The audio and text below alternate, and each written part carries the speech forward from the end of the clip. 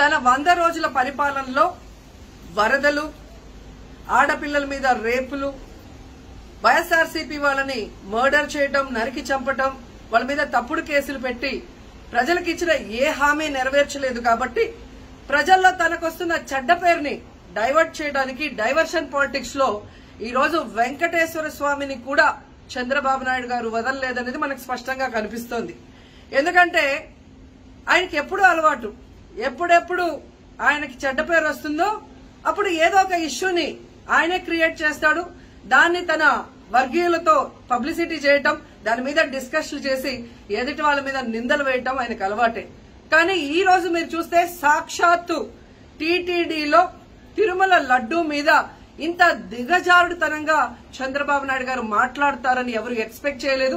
ఈ రోజు ఆయన మాట్లాడాక ప్రతి ఒక్కరు కూడా చీకొట్టడం మనం గమనిస్తూనే ఉన్నాం.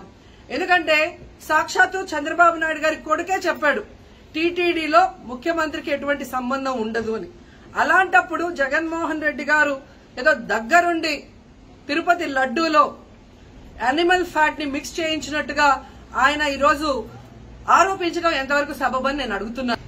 ఒక్కసారి మీరు గమనించండి, చంద్రబాబు నాయుడు గారు ముఖ్యమంత్రి అయిన తర్వాత జూన్ 21వ తేదీ ఈవోగా శ్యామలరావు గారు మరి అక్కడికి రావడం జరిగింది. నెయ్యి వాసన చూస్తూ లడ్డూలో స్వచ్ఛమైన నెయ్యిని మేము వినియోగిస్తున్నామని ఆయన చెప్పడం కూడా మీరు అందరూ గమనించుంటారు. జూలై 6వ తేదీ 12వ తేదీ 2 సార్లు ట్యాంకర్లది టెస్ట్ చేయడం జరిగింది. అందులో వెజిటబుల్ ఫ్యాట్ మిక్స్ అయింది కాబట్టి దాన్ని రిజెక్ట్ చేశాము, దాన్ని వాడలేదు అని శ్యామలరావు గారు చెప్పడం మనం అందరం కూడా గమనించాం. అలాంటిది 2 నెలల తర్వాత ఇప్పుడు చంద్రబాబు నాయుడు టీటీడీకి సంబంధించిన దాన్ని టీడీపీ ఆఫీసులో ప్రెస్ మీట్ పెట్టి ఇలా యానిమల్ ఫ్యాట్ కలిసింది అని ఒక నింద వేసినప్పుడు దాన్ని సమర్థిస్తూ మళ్లీ శ్యామలరావు గారితో ప్రెషర్ పెట్టి ప్రెస్ మీట్ పెట్టించి ఎలా మాట్లాడిచ్చారో మీ అందరూ కూడా గమనించారు. సాక్షాత్తు నారా లోకేష్ గారే చెప్పారు టీటీడీతో ముఖ్యమంత్రికి సంబంధం లేదు అని. అలాంటప్పుడు జగన్ గారి మీద ఎలా నిందలేస్తారని నేను అడుగుతున్నా. ఈరోజు మీ ప్రభుత్వంలో మీ ఈవో ఉండగా మీరు టెస్టింగ్ చేసిన మిల్క్ లో వెజిటబుల్ ఫ్యాటా ఇంకో ఫ్యాటా ఉంటే దానికి బాధ్యత ఎవరు? శ్యామలరావు గారా, లేదా ప్రభుత్వంలో ఉన్న చంద్రబాబు నాయుడు గారా, లేదా ఎవరు టీటీడీ బోర్డులో ఉన్న మెంబర్సా?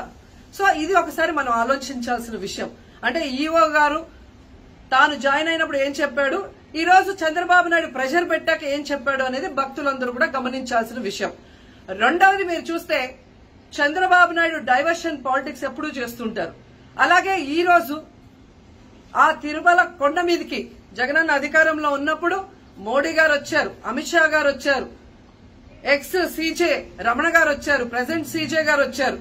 అంతెందుకు చంద్రబాబు నాయుడు ఫ్యామిలీతో సహా వెళ్లాడు, పవన్ కళ్యాణ్ గారు వెళ్లారు. లడ్డూలో ఏ మాత్రం రుచి తేడా ఉంటే ఆ రోజే వాళ్ళు కంప్లైంట్లు ఇచ్చుంటారుగా, ఎందుకు కంప్లైంట్లు ఇవ్వలేదు? ఇప్పుడు ఆ 5 సంవత్సరాల్లో ఏదో జరిగిందని నింద వేయడానికి ఈ రోజు టీటీడీని ఎంచుకొని తిరుమల తిరుపతి దేవస్థాన ప్రతిష్టను దిగజార్చడం ఎంతవరకు కరెక్ట్ అని భక్తులందరూ కూడా ఒకసారి ఆలోచించాల్సిన అవసరం ఉంది. అండ్ మూడోది, ఈ రోజు ఎవరైతే బీజేపీ నాయకులు కూడా మాట్లాడుతున్నారో వాళ్ళని నేను అడుగుతున్నా, ఇదే టీటీడీ బోర్డులో మెంబర్లుగా బీజేపీకి సంబంధించిన వాళ్ళు ఉన్నారు. మరి ఆ రోజు తప్పు జరిగితే వీళ్ళందరూ ఎందుకు మోడీ గారికి అమిత్ షాకి ఇన్ఫార్మ్ చేయలేదు, ఎందుకు దీని మీద చర్యలు చేపట్టలేదు అనేది నేను అడుగుతున్నా.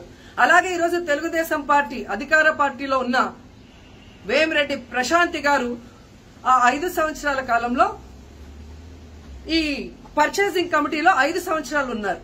అలాగే ఇప్పుడు మంత్రిగా ఉన్న పార్థసారథి గారు కూడా పర్చేసింగ్ కమిటీలో ఉన్నారు.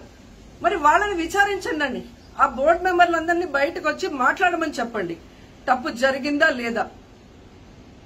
ఈరోజు ఇంతమంది గొప్ప గొప్ప వాళ్ళు తిరుమలకు పోయి లడ్డు తిన్నా జరగని తప్పు వాళ్ళ పర్చేస్ కమిటీలో ఉన్న వాళ్ళు జనసేన పార్టీ తెలుగుదేశం పార్టీలో చేరిన వాళ్ళని మాట్లాడకుండా కేవలం జగన్ గారిని టార్గెట్ చేసి మాట్లాడటం చూస్తే రాజకీయ లబ్ధి కోసం తిరుమల పవిత్రను భ్రష్టు పట్టిస్తూ ఈరోజు చంద్రబాబు నాయుడు చేస్తున్న నీచ నికృష్ట రాజకీయాలు అందరూ కూడా గమనించి ఆ చంద్రబాబు నాయుడికి బుద్ధి చెప్పమని కోరుకుంటున్నా.